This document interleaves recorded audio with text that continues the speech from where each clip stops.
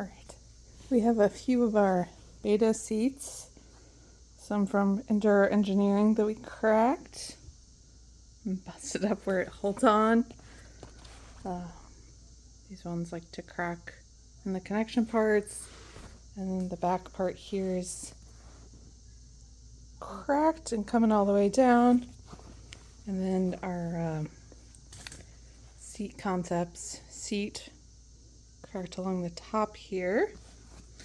So, because of that, I ordered a new seat and Enduro Engineering came through. They were fantastic. I got my seat, so new seat, no cracks, no tears.